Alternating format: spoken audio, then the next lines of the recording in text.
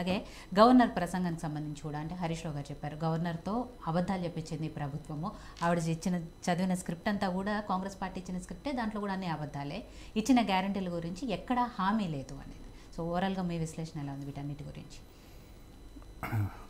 అందరిలాగానే ముఖ్యంగా నరసింహారావు గారికి ఈ భారతరత్న రావడం మాత్రం తెలంగాణ ప్రజలు పులకించిపోతున్నారు. గొప్ప దినం ఈరోజు మాత్రం. ఈరోజు అసెంబ్లీలో చర్చ చాలా రోజుల తర్వాత కాస్త ఫ్రీగా చర్చ జరిగింది.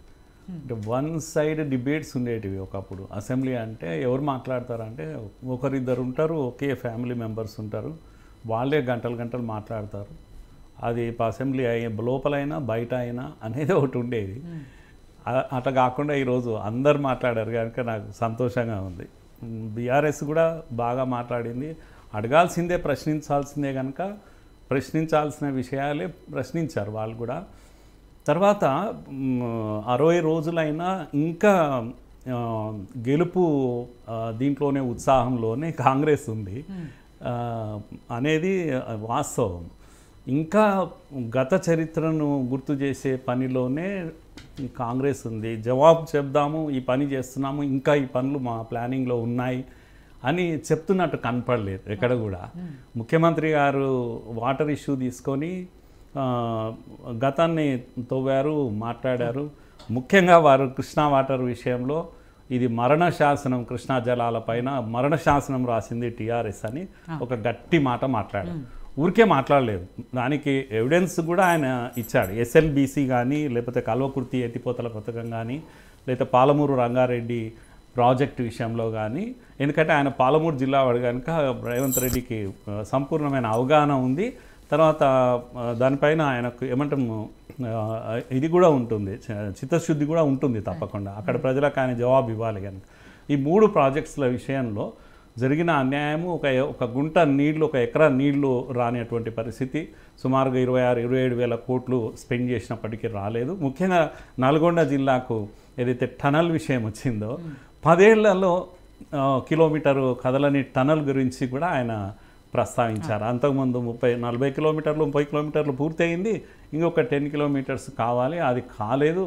ఆ విధంగా నల్లగొండకు జరిగిన అన్యాయాన్ని మాత్రం ఆయన చాలా గట్టిగా మాట్లాడాడు.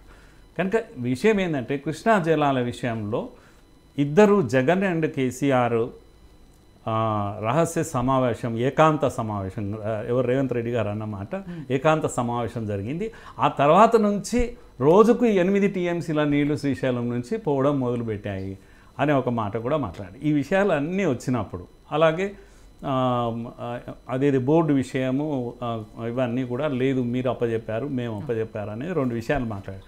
నా పాయింట్ ఏంటి అని అంటే, దీంట్లో తెలంగాణ ప్రజలు అన్నీ చూస్తున్నారు, అనేక అనుమానాలు ఉన్నాయి, ఎట్లా నివృత్తి అవుతాయి ఇప్పటికైనా. ఈ వాటర్ అనేది చాలా పెద్ద ఇష్యూ. నిజంగా కూడా కేసీఆర్ వ్యవహారం ఏదైతుందో వాటర్ ఇష్యూలో, ఏదైతే 60-40 విషయము కాంగ్రెస్ ప్రస్తావిస్తుంది, నిజంగా కదా మరి 60 రావాలి కదా తెలంగాణకు, రాలేదు కదా. మీరు మీ పీరియడ్లో ఏమో జరిగింది కదా, 299 టీఎంసీ కాడ ఆగిపోయారు కదా మీరు.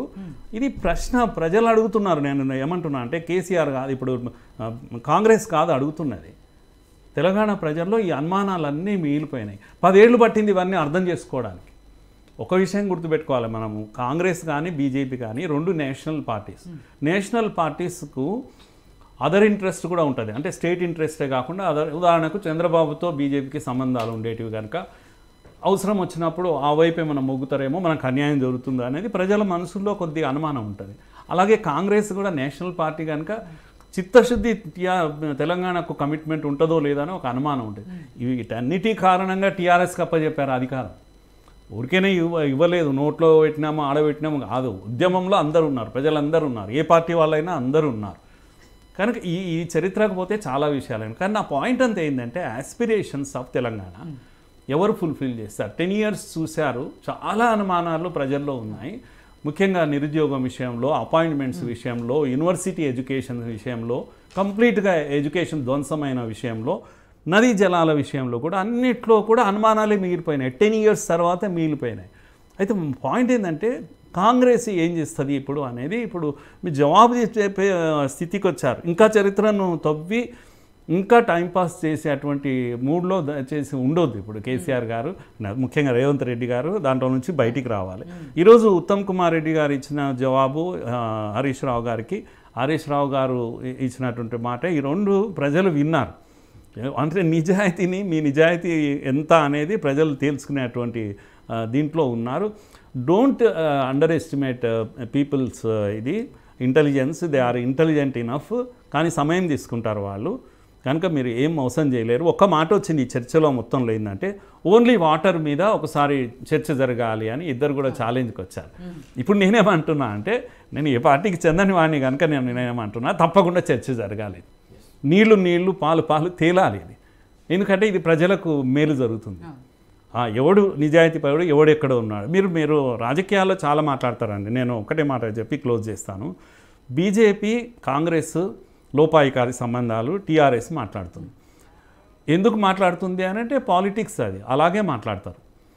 అలాగే కాంగ్రెస్ ఏమంటుందంటే నో బీఆర్ఎస్ బీజేపీ ఒకటే అని కాంగ్రెస్ అంటుంది. ఇలా ఎందుకు మాట్లాడుతుంది అని అంటే టీఆర్ఎస్తో ఫైట్ చేయడం మేమే, వాళ్ళు ఎట్లా లోపాయికారి సంబంధం కనుక ఫీల్డ్ క్లియర్ చేసుకోవడానికి వీళ్ళు ఇలాగే మాట్లాడతారు. ప్రజల యొక్క పర్సెప్షన్ను చేంజ్ చేయడానికి వీళ్ళు ఇలా మాట్లాడతారు.